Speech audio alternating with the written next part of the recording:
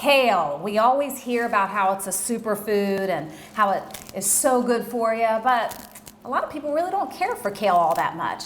Well, I'm going to show you a little something about kale that you're actually going to like.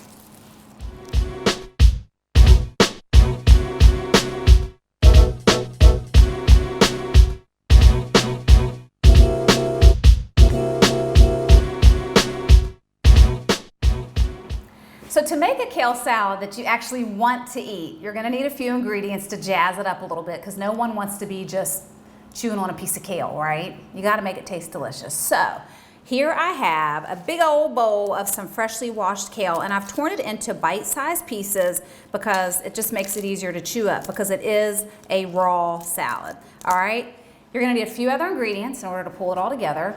First, you're going to need some toasted pecans or walnuts or almonds, whatever you prefer. I have some diced onions, some honey, I have dried cranberries, salt and pepper, and some good Parmigiano-Reggiano cheese, which is my personal favorite. We're gonna make that rain all over the salad to make it good. I need one more thing. I need to get my olive oil. I forgot that. Let me grab that out of here.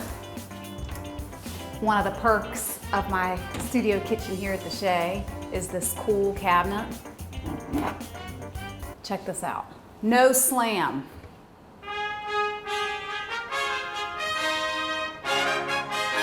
You like that, right? All right.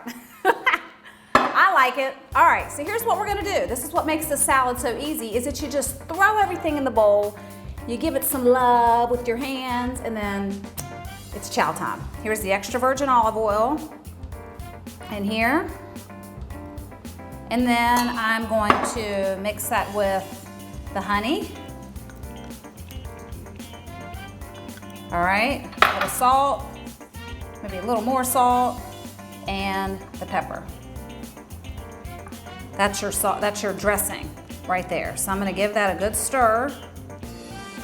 And once I get this all combined, then I'm gonna toss on all the other ingredients, and then we're gonna mix it all together.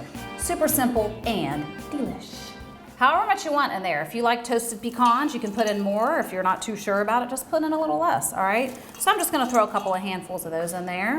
I also have my dried cranberries. What's so cool about this recipe is that you can throw in raisins or any other kind of dried fruit. It just kind of balances out the bitterness of the kale with the fruit, from the dried fruit, the sweet and the bitterness. All right, now, this here, I'm gonna pour my dressing over, and I'm going to wait to put the cheese on top of the salad until I get this mixed in just a little bit.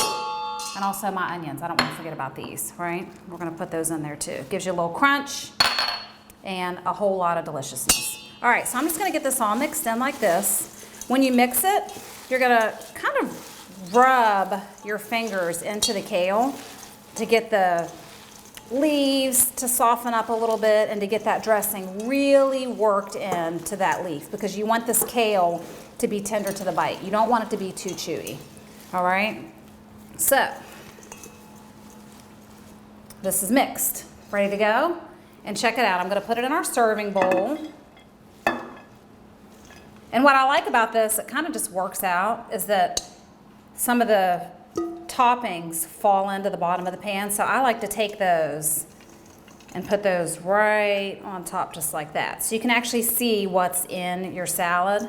I'm gonna give my hands a quick wash, and then we will put our cheese on top. My personal favorite for this recipe is a nice block of Parmigiano-Reggiano, and you gotta get your microplane grater so the cheese is nice and fine, and like I said, you're gonna make it rain. Now, if you wanna add more cheese at the point when you mix everything together, you certainly can, and then just put it on top. This is just the way I like to do it. I just think it's so pretty. You can do both. Whatever floats your boat, my friend, you do what you like. But this is it. This salad is so delicious. And I have to be open and honest here. I got this recipe from one of my child's classmate's mom. She brings this to potluck dinners, and everyone always says, "Sue, where's your salad? Where's your salad?" This is her trademark salad, and she said she loves it so much because it's so easy and versatile. Like I said, you can use any kind of dried fruit in place of the cranberries. You can use maple syrup if you don't have honey on hand, and you just throw it all in there and mix it all together, and it is delicious. Healthy and always a hit. Thanks for checking in with me today. We'll see you next time.